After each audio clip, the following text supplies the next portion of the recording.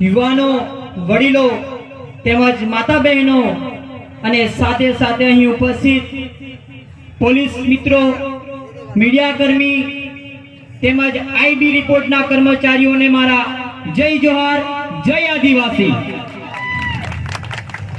જેમને આ સભા કરવા માટે તેમજ રેલી કરવા માટે જગ્યા આપી છે એવા કબીર પેટ્રોલ પંપના માલિક હનીફભાઈ તેમજ તેમના પિતાશ્રી અને સર્વે મુસ્લિમ સમાજનો પણ આદિવાસી યુવા સમિતિ તેમજ આદિવાસી સમાજ એમનો આભાર માને છે। આજે તમારું આ ઋણ ચૂકવવા માટે આદિવાસી સમાજ હર હંમેશા માટે તમારી સાથે ખભો તો ખભી મિલાવીને ઉભો રહેવા માટે પણ વચન આપે છે। આજે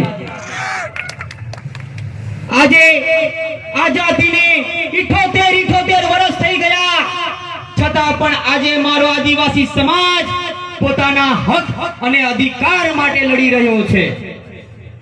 વિશ્વની અંદર જો આદિવાસી સમાજ ઓળખાતો હોય તો એ પોતાની ઈમાનદારી, પોતાની મહેનત અને પોતાના સંઘર્ષથી ઓળખાય છે। મિત્રો, સાદી અને સરળ ભાષાની અંદર જો આપણે આદિવાસીને ઓળખવો હોય તો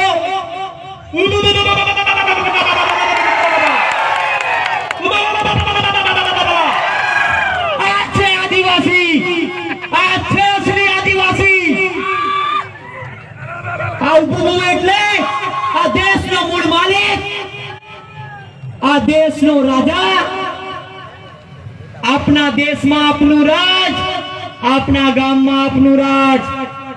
આદિવાસી આ દેશનો મૂળ માલિક છે। હું નથી કહેતો, આ દેશની સુપ્રીમ કોર્ટ કહે છે, આ દેશનું બંધારણ કહે છે, આદિવાસીઓનો ઇતિહાસ કહે છે કે આ દેશનો મૂળ માલિક આદિવાસી છે। તો આજે મજૂર કેમ છે, ગરીબ કેમ છે? સરકારને મોટા મોટા બિલ્ડિંગો બનાવવા માટે, મોટા મોટા બ્રિજો બનાવવા માટે અને મોટા મોટા કમલમો બનાવવા માટે લાખો કરોડો ખર્ચો કરે છે। તો સરકાર તો ગરીબ નથી, તો મારો આદિવાસી સમાજ કેમ ગરીબ છે, કેમ મજૂર છે? આજે મારા સમાજના નેતાઓને સમાજ પ્રેમ જાગ્યો છે। કયો પ્રેમ? સમાજ પ્રેમ। તો સમાજના નેતાઓને આજે મારો એક સવાલ છે, સમાજના નેતાઓને મારો એક સવાલ છે કે ઘોઘંબા તાલુકાની અંદર 70% લોકો સિકલ સેલ ડિઝીઝ તેમજ ટીબી જેવી ગંભીર બીમારીઓથી પીડાઈ રહ્યો છે। તો તેમની જાગૃતતા અને તેમના આરોગ્યના સુવિધા માટે તમે આજે કેમ ચૂપ છો? આજે ઘોઘંબા તાલુકાની એક જ બિલ્ડિંગની અંદર સ્કૂલ અને કોલેજ એક જ ક્લાસમાં ચાલી રહ્યા છે। તો આજે મારો સમાજનો નેતા કેમ ચૂપ છે? ત્યાં કેમ ચૂપ છે?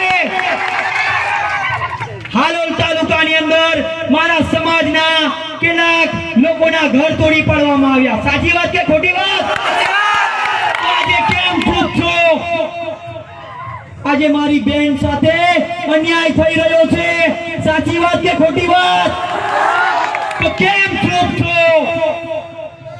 આજે આપણા સમાજના નેતાઓને આ બધી વાતથી સમાજની કોઈ ચિંતા નથી મિત્રો, કોઈ ચિંતા નથી। એમને પોતાની પાર્ટીની અંદર એમની ટિકિટની ચિંતા છે। સાની? આપણા નેતાઓ હાથ જોડે એટલે એમને તાલુકા પંચાયતની ટિકિટ મળી જાય, કઈ અને પગે પડે એટલે જિલ્લા પંચાયતની ટિકિટ મળે અને ઊંધા પડીને દંડવટ પ્રણામ કરીને ધારાસભ્યની ટિકિટ મળી જાય છે। આ મંચ પરથી એવા નેતાઓને કહેવા માંગુ છું કે આજે મારો યુવાન જાગૃત થયો છે, બંધારણ જાણતો થયો છે અને ચૈતરભાઈ વસાવા જેવાની ક્રાંતિની વિચારથી ચાલી રહ્યો છે। કઈ ક્રાંતિ? ચૈતરભાઈ વસાવાની। સાથીઓ, આદિવાસી સમાજનો દીકરો, આપણો ભાઈ ચૈતરભાઈ વસાવા આજે આદિવાસી સમાજના હક અધિકાર માટે લડે છે કે નથી લડતો?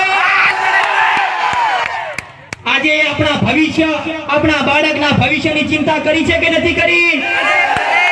યુવાનના રોજગારોની ચિંતા કરી છે કે નથી કરી? ખોટી રીતે એમને જેલની અંદર ફસાવવામાં આવ્યા છે. કેમ? એમને નેતાઓના ભ્રષ્ટાચારને ઉજાગર કર્યો છે કે નથી કર્યો? આજે 307/109 જેવી ખોટી કલમ.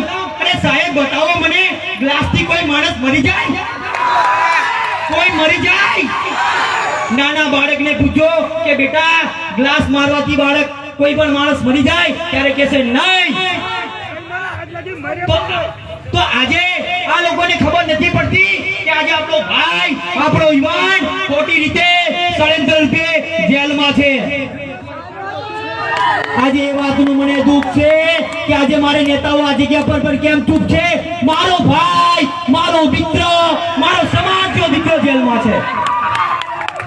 પણ યુવાનો આજે મને એ વાતની ખુશી છે કે ચૈતરભાઈ ભલે જેલમાં હોય પણ એવા હજારો ચૈતરભાઈ પેદા થઈ ગયા છે. એ વાતની મને આજે ખુશી છે. અરે એવા નેતાઓને અને એવા મારા વિરોધીઓને કહેવા માંગુ છું આ મંચ પરથી કે તમારે મને જેલમાં હોય પૂરું હોય તો પૂરી લેજો, તમારે મને હેરાન કરવું હોય તો કરી લેજો, મારું દવાખાનું પણ બંધ કરવું હોય તો કરી લેજો. હું આદિવાસીનો દીકરો છું. કોણ? આદિવાસીનો દીકરો છું.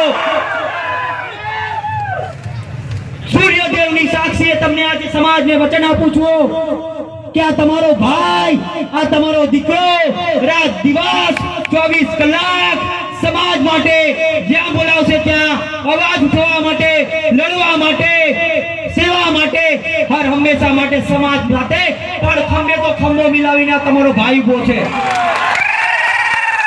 આ નેતાઓની પંગતમાં બેસીને વાત કરે એવો આ તમારો ભાઈ નથી.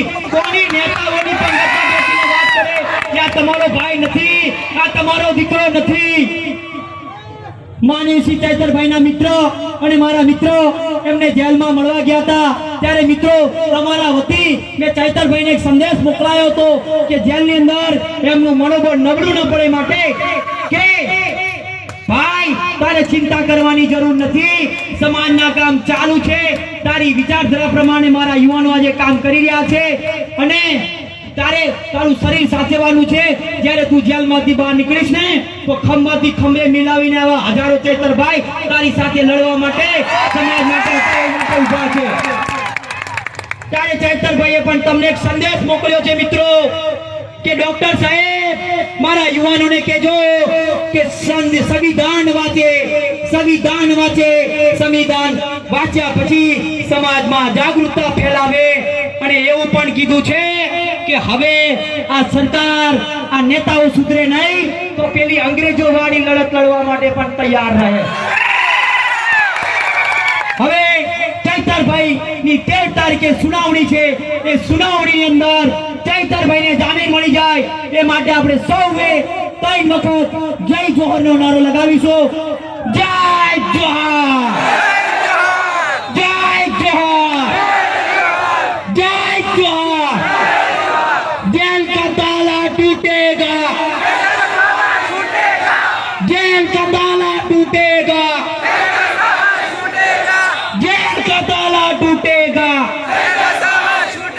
અને આ સરપંચ મિત્રો પણ ઉપસ્થિત છે તો સરપંચોને પણ કહેવા માંગુ છું કે તમે કોઈ સમાજના કાર્યકર્તા બનજો, કોઈ પાર્ટીના ગુલામ અને કાર્યકર્તા ના બનતા. સમાજના કાર્યકર્તા બનશો તો જીવનના છેલ્લા શ્વાસ સુધી સમાજ માટે કામ કરી શકશો. અને કોઈ પાર્ટીના ગુલામ રહ્યા ને તો તમારું જરૂર હશે ત્યાં સુધી તમારી પાર્ટી ઉપયોગ કરશે તમને અને પછી છેલ્લા પેલા ટેબલો અને પાણી પીવડાવવા માટે રાખશે. યાદ રાખજો. બસ આ સૌએ મને વધાવ્યો એ બદલ હું ખુશી છું. આ સમાજનો ઋણી છું અને હર હંમેશા માટે આ સમાજ માટે રાત દિવસ ઉભા રહેવા માટે હું વચન આપું છું. જય જોહર, જય આદિવાસી.